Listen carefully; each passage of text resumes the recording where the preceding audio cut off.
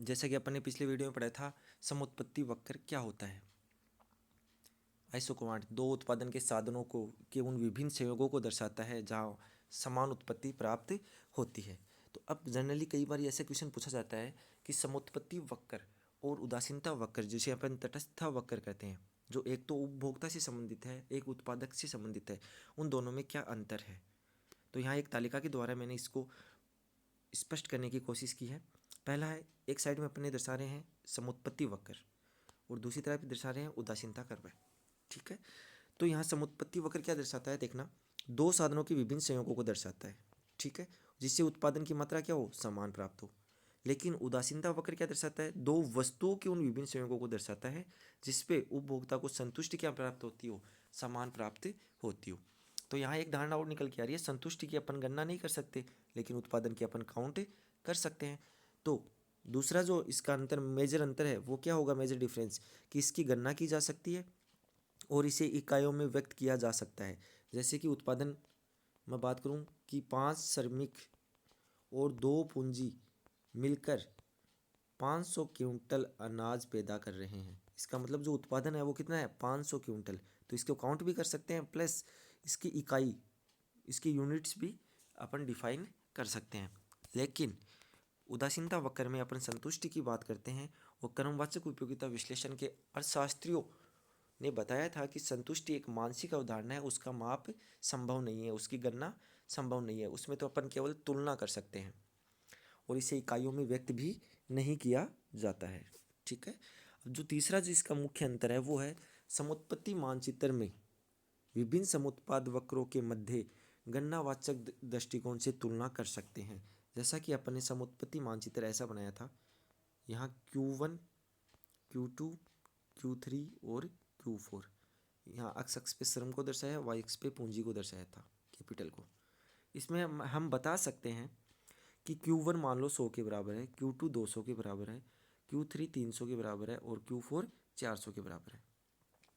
तो कहने का मतलब अपन क्या बता सकते हैं कि एक समुत्पत्ति वक्र और दूसरे समुत्पत्ति वक्र के मध्य कितना परिवर्तन हुआ है, कितना अंतर है, कितने का अंतर है, 200 माइनस 100, अर्थात हम गणना करके बता सकते हैं। लेकिन उदासीनता मानचित्र की बात करेंगे तो वहाँ अपन जो उदासीनता वक्रों के समूह है IC1, IC2 और IC3, इसमें ये तो बता सकते हैं कि जैसे जैसे ऊपर की तरफ विवर्तित हो रहे हैं वैसे वैसे संतुष्टि बढ़ रही है, लेकिन केवल हम उसको क्रम दे सकते हैं कि सबसे ज़्यादा संतुष्टि ऊपर वाले में, उसके बाद इस वाले में, उसके बाद ये घटती हुई चलेगी, लेकिन उसकी अपन तुलना नहीं कर सकते, उसकी अपन गणना नहीं कर सकते। तो तीसरा ये है, समुत्पत्ति मानचित्र में विभिन्न समुत्पाद वक्रों के मध्य गणनावाचक दृष्टिकोण से तुलना कर सकते हैं और इसमें क्रमवाचक रूप से तुलना करेंगे। ठीक है, अगला है, समुत्पत्ति वक्र का प्रयोग उत्पादन विश्लेषण में से संबंधित है। तो ये नाम से पता चल रहा है ये प्रोड्यूसर या फिर उत्पादन से संबंधित है और ये उत्पादक से संबंधित है। ठीक है, या फिर अपन बात कर सकते हैं कंज्यूमर बिहेवियर से संबंधित है, या अपन बात कर सकते हैं उपभोग विश्लेषण से संबंधित है। क्योंकि जब कंज्यूमर की बात करेंगे तो कंज्यूमर क्या करता है, उपभोक्ता जो है वो क्या करता है, हमेशा उपभोग करता है, तो ये उपभोग विश्लेषण से संबंधित है।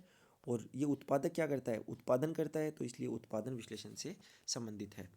और यहाँ MRTS होता है और इसके स्थान पे जब हम उदासीनता वक्रों की बात करेंगे तो वहाँ MRS होता है। तो यहाँ रासमान MRTS के आधार पर मूल बिंदु के प्रति उन्नत दर होते हैं और ये रासमान MRS के आधार पर मूल बिंदु के प्रति क्या रहते हैं, उन्नत दर होते हैं। अब अगला जो नेक्स्ट है वो बहुत इंपॉर्टेंट है, इसमें हम परिधि रेखाओं का प्रयोग करके आर्थिक और अनार्थिक क्षेत्रों को पृथक कर सकते हैं। ये परिधि रेखाएं क्या होती है, इसकी डिटेल से चर्चा अपन नेक्स्ट वीडियो में करेंगे। इसमें जो परिधि रेखा है वो उनको बना के अपन कुछ ऐसी सी बनेगी, उसमें अपन क्या कर सकते हैं, कौन सा आर्थिक क्षेत्र है और कौन सा अनार्थिक क्षेत्र है उसमें डिवाइड उसको कर सकते हैं। लेकिन उदासीनता वक्रों में ऐसा पॉसिबल नहीं है, आर्थिक और अनार्थिक क्षेत्र को पृथक नहीं कर सकते। ठीक है, ये परिधि रेखाओं के बारे में नेक्स्ट वीडियो में आपको डिटेल से बताऊंगा। अगला अपना जो चैप्टर है वो है पूर्ण स्थानापन्न साधनों का समुत्पत्ति वक्र। जिस प्रकार वस्तुओं में दो प्रकार की वस्तुएं पाई जाती है जनरली, स्थानापन्न वस्तु और पूरक वस्तु। स्थानापन्न वस्तुएं वो होती है जो एक वस्तु के स्थान पे दूसरी वस्तु का प्रयोग हो सके। पूरक वस्तुएं वो होती है जिनका एक साथ एक ही अनुपात में प्रयोग होता है। तो अपन यहाँ देखते हैं पूर्ण स्थानापन्न साधन जो है, जो एक साधन दूसरे साधन के स्थान पे पूर्णतया काम में आ जाए, ठीक है, तो समुत्पत्ति वक्र कैसा बनेगा। ठीक है, तो पूर्ण स्थानापन्न साधनों का समुत्पत्ति वक्र, ये उसकी कॉन्वेक्सिटी, देखो समुत्पत्ति वक्र जनरली कॉन्वेक्स होता है, मूल बिंदु के प्रति उन्नतोदर होता है, लेकिन यहाँ ऐसा नहीं होता, क्योंकि अगर श्रम और पूंजी दोनों एक दूसरे के पूर्णतया प्रतिस्थापक हो तो हम क्या करते हैं, जैसे जैसे एक श्रम की मात्रा को बढ़ाते हैं उतनी ही मात्रा पूंजी की अपने को त्याग करनी पड़ती है। ठीक है, तो हमारा जो MRTSL है वो हमेशा क्या रहेगा, स्थिर रहेगा, कांस्टेंट रहेगा। क्लियर है। तो मान लो श्रम और पूंजी दोनों एक जैसे साधन है, तो मान लो प्रारंभ में श्रम एक है अपने पास और पूंजी भी एक है। श्रम की मात्रा 2 करते ही पूंजी 10 है, तो श्रम की मात्रा 2 करते तो क्या किया, श्रम की एक अतिरिक्त इकाई का वृद्धि की। अब क्या है, श्रम और पूंजी दोनों एक दूसरे के पूर्णतः प्रतिस्थापक है, तो पूर्णतः प्रतिस्थापक का मतलब इन दोनों साधनों को एक ही समझेंगे अपन। तो यहाँ टोटल साधन कितने हो गए थे अपने पास, 10 और 1 11। ठीक है, अब जैसे इसकी वृद्धि कर दी तो इसमें एक की ही हमें क्या करनी पड़ेगी, कमी करनी पड़ेगी, और अपने पास टोटल साधन कितने रहेंगे, 9 और 2 11। ठीक है, क्यों, क्योंकि श्रम और पूंजी तो एक जैसे साधन हो गए। ठीक है, इसलिए यहाँ MRTS क्या होती है, स्थिर रहती है, और MRTS स्थिर रहने के कारण समुत्पत्ति वक्र जो होता है वो सरल रेखा या रेखिक आकृति का होता है। तो यहाँ दिखाया मैंने श्रम और यहाँ पूंजी, तो जैसे जैसे श्रम की एक इकाई में वृद्धि की, देखो यहाँ बना के देखते हैं अलग से। मान लो श्रम की जैसे इस इकाई में वृद्धि की, वैसे वैसे पूंजी की पहला संयोग यहाँ प्राप्त हुआ, दूसरा यहाँ, तीसरा यहाँ, इन संयोगों को मिलाओगे तो एक सीधी रेखा प्राप्त होगी। तो पूर्ण प्रतिस्थापन साधनों का समुत्पत्ति वक्र एक सरल रेखा होती है। ठीक है, यहाँ तकनीकी प्रतिस्थापन की सीमांत दर स्थिर रहती है, ये मैंने बता दिया कि MRTSL के जो है वो क्या होता है, डेल्टा के अपॉन डेल्टा एल के बराबर। अब जितना परिवर्तन श्रम की मात्रा में हो रहा है उतना का उतना परिवर्तन किस में होगा, पूंजी की मात्रा में होगा, तो ये जो अनुपात है वो क्या रहेगा, हमेशा स्थिर रहेगा। ठीक है, और उसी प्रकार MRTSKL भी क्या रहेगा, स्थिर रहेगा। इसलिए साधनों का समुत्पत्ति वक्र सरल रेखा या रेखिक आकृति का होता है।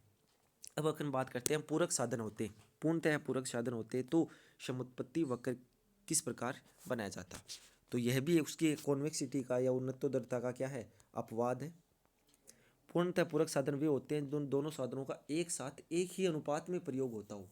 ठीक है, जैसे सिर्फ मान लो किसी वस्तु के उत्पादन में, फॉर एग्जाम्पल कोई केमिकल है, उस केमिकल के उत्पादन में या केमिकल के स्तर पर अपन वाटर ले लेते हैं, वाटर का उत्पादन अपने को करना है, वाटर बनाना है, तो हम जनरली वाटर का फॉर्मूला जो होता है H2, मतलब हाइड्रोजन की 2 इकाई और ऑक्सीजन की 1 इकाई मिलकर किसका फॉर्मेशन करती है, वाटर का फॉर्मेशन करती है। तो ये जो दोनों एक ही अनुपात में कार्य कर रहे हैं, ठीक है, दोनों को एक साथ अगर अपने को 2 इकाई वाटर की बनानी है तो अपन क्या करेंगे, 4 हाइड्रोजन लेंगे और 2 ऑक्सीजन लेंगे, ताकि अपने वाटर का फॉर्मेशन ज़्यादा होता रहे। तो कहने का मतलब क्या हुआ कि पूरक साधन हमेशा वे साधन होते हैं जो संयुक्त रूप से एक स्थिर अनुपात में प्रयोग होते हैं। स्थिर अनुपात में प्रयोग होते हैं इसका मतलब K/L, उन दोनों का अनुपात, पूंजी और श्रम दोनों साधनों का अनुपात हमेशा क्या रहेगा, स्थिर रहेगा। ठीक है, तो K/L यहाँ स्थिर है। पूर्णतः पूरक ये संयुक्त रूप से स्थिर अनुपात में प्रयोग होते हैं, और ये जो डायग्राम है वो L आकृति का होता है, यहाँ क्वांटिटी को दर्शाया है, यहाँ श्रमिकों की L1 मात्रा, पूंजी की K1 मात्रा। ठीक है, अब जैसे ही बढ़ाएंगे तो श्रमिकों की L2 हो जाएगी, पूंजी की K2 हो जाएगी। ठीक है, क्योंकि दोनों एक ही अनुपात में काम में आते हैं। क्लियर। अब नेक्स्ट अपन इसमें देखते हैं सम लागत रेखाएं। तो जैसे कि अपन ने उदासीनता वक्र में बजट रेखा का अध्ययन किया था, कीमत रेखा जिसे कहा था, उसी प्रकार अपन यहाँ बात करेंगे सम लागत रेखा, आइसो कॉस्ट लाइन्स। सम लागत रेखाएं क्या होती है, तो बजट रेखा का अध्ययन जिस प्रकार अपन ने किया था सेम एज इट इज़ वैसा का वैसा यहाँ है। वहाँ 2 वस्तुओं की बात हो रही थी, यहाँ 2 साधनों की बात होगी। ठीक है, वहाँ उपभोक्ता की कुल आय दी हुई थी, यहाँ उत्पादक की कुल लागत अपने को दी हुई होती है। तो सम लागत रेखा श्रम और पूंजी के उन विभिन्न संयोगों को दर्शाती है जिन्हें उद्यमी या उत्पादक दी हुई कुल लागत और साधनों की दी हुई कीमतों पर बाजार से खरीद सकता है। वहाँ वस्तुओं की कीमतें दी हुई थी पी एक्स और पी वाई, और उपभोक्ता की आय को दिया हुआ था।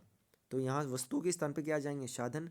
तो जो पी एल और पी के है, पूंजी और श्रम की कीमतें दी हुई होती है, और उपभोक्ता की आय के स्थान पे यहाँ क्या आ जाएगा, उत्पादन की लागत। उत्पादक जो भी उत्पादक है उसकी लागत अपने को दी हुई है, तो वो पूंजी और श्रम के उन विभिन्न संयोगों को दर्शाता है जिसको वो ये सब देया होने के बावजूद खरीद सकता हो।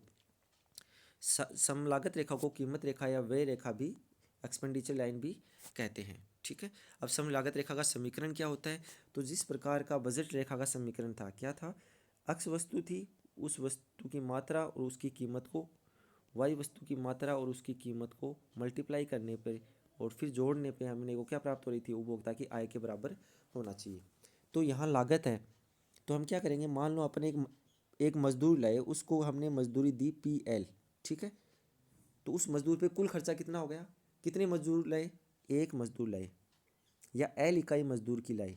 मान लो 2 मजदूर थे और मजदूरी थी 50 रुपये प्रति मजदूर, तो टोटल खर्चा कितना हो गया, कुल लागत कितनी हो गई, 100 रुपये होगी ना। तो अपन ने क्या किया है, ये तो मजदूरी है पी एल, और ये क्या है, कितने मजदूरों की संख्या है, तो पी एल इंटू एल। ठीक है, ये क्या दिखाती है, मजदूरों पे किया गया व्यय। इसी प्रकार दूसरा साधन क्या है, पूंजी। पूंजी की मान लो यहाँ मात्रा ले ली और उसको मल्टीप्लाई कर दिया पी के से, पूंजी की कीमत से। मान लो अपन 5 इकाई पूंजी की लेके आए, ठीक है, और पूंजी की इकाइयों की जो कीमत थी वो 25 रुपये थी। ठीक, तो टोटल खर्चा पूंजी पे, पूंजी के लिए साधन पे कितना खर्चा हो गया, 125 रुपये। इन दोनों को जोड़ देंगे 100 और 25 को, तो क्या प्राप्त होगी, कुल लागत। तो एल पी एल प्लस के पी के किसके बराबर होगी, उत्पादक की लागत के बराबर होगी। क्लियर है यहाँ तक। तो अपना यहाँ जो फॉर्मूला अपने सामने निकल के आएगा वो क्या है, सम लागत रेखा का जो समीकरण है वो किसके बराबर होगा, कि जी सी जो है, कॉस्ट जो है, लागत जो है, वो मजदूरी, देखो पी एल को मैंने क्या लिखा है यहाँ, श्रम की कीमत। तो श्रम को अपन क्या चुकाते हैं, मजदूरी देते हैं, और मजदूरी को डब्ल्यू से दिखाया वेज। ठीक है, और पी के पूंजी की कीमत। पूंजी की कीमत क्या होती है, अपने को पता है, पूंजी का प्रतिफल या उसकी कीमत क्या होती है, ब्याज होती है, और ब्याज को यहाँ दिखाया है आर से, रेट। ठीक है, इंटरेस्ट भी बोलते हैं ब्याज को। तो यहाँ क्या हुआ है, लागत जो होगी वो बराबर होगी किसके बराबर, मजदूरी मल्टीप्लाई बाई श्रम की मात्रा प्लस पूंजी की मात्रा मल्टीप्लाई बाई ब्याज। ये क्या होगी, अपनी सम लागत रेखा का समीकरण होगा। ठीक है, अब यहाँ देखना इस पे कि लागत बराबर होगी मजदूरी गुणा श्रम की मात्रा प्लस ब्याज गुणा पूंजी की मात्रा। तो अपन यहाँ ये आर के को इस साइड में रख लिया बाएं पक्ष में, और इसको इधर ले गई। इसको इधर लेने पे अपने क्या प्राप्त हुआ, C minus W upon W into L. अब आर के से डिवाइड कर दिया, के को जो पूंजी की जो मात्रा है वो किसको दर्शाएगी, C upon R minus W upon R into L. ये जो अपने फाइनल समीकरण अपने सामने आ गया। और ये सी अपॉन आर है ये अंतःखंड को दर्शाता है, और डब्ल्यू अपॉन आर है ये बजट रेखा के ढाल को दर्शाता है। तो बजट रेखा का ढाल, जैसा कि अपने पहले जो बजट रेखा पड़ी थी जब उदासीनता वक्र पड़ा था, तो बजट रेखा का ढाल क्या था, दोनों वस्तुओं की कीमतों का अनुपात। यहाँ भी वो का वो होगा, यहाँ क्या होगा, दोनों साधनों की कीमतों का अनुपात, पी एल अपॉन पी के। और पी एल को अपन ने क्या माना है, डब्ल्यू, पी के को क्या माना है, आर। तो ये माइनस डब्ल्यू अपॉन आर क्या होगा, सम लागत रेखा का ढाल होगा। ठीक है, जो दोनों साधनों की कीमतों के अनुपात के बराबर होता है।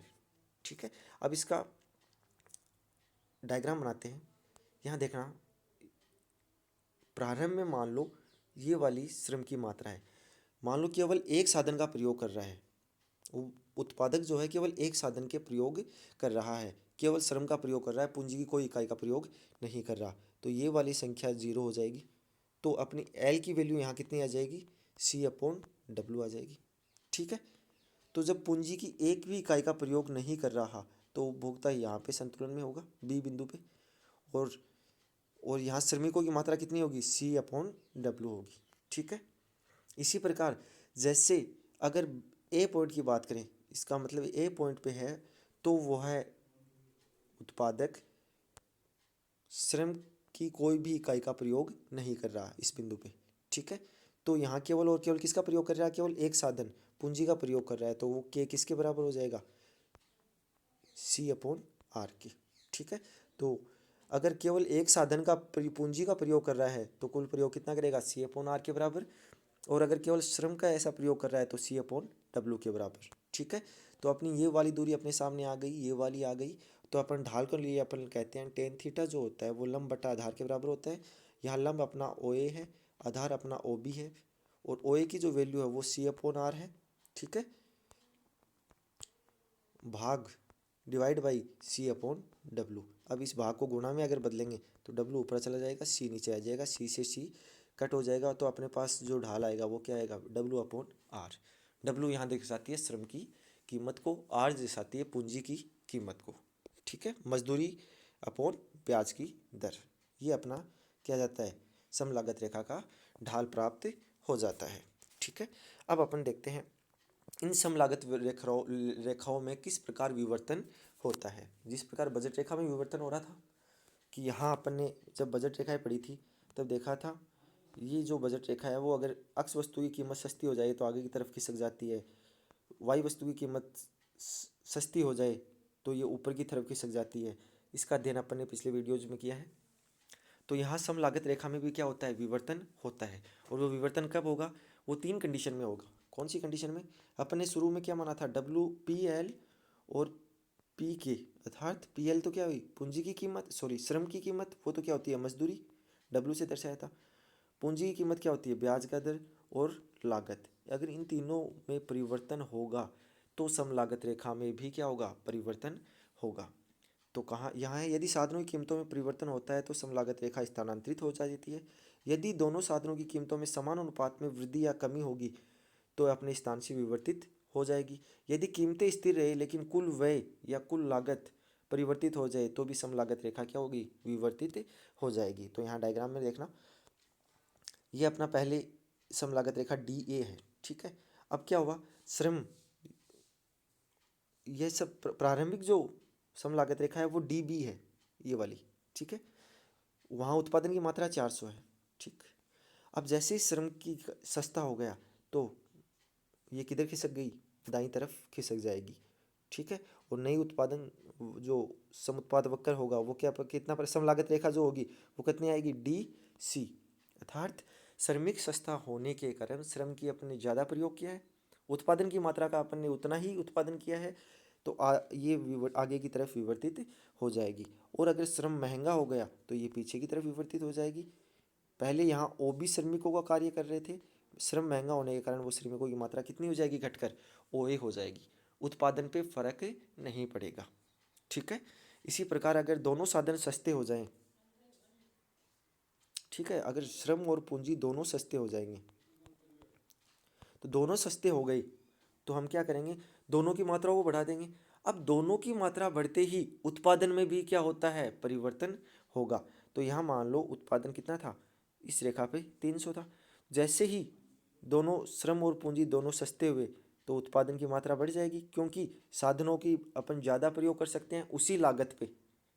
तो अपना उत्पादन सम लागत रेखा ऊपर की तरफ खिसक जाएगी और उत्पादन कितना हो जाएगा, 300 से बढ़कर 400 हो जाएगा। क्लियर है यहाँ तक, थैंक यू। नेक्स्ट वीडियो में अपन पढ़ेंगे परिधि रेखाएं क्या होती है, उस वो किस प्रकार आर्थिक और अनार्थिक क्षेत्र को एक दूसरे से विभाजित करती है।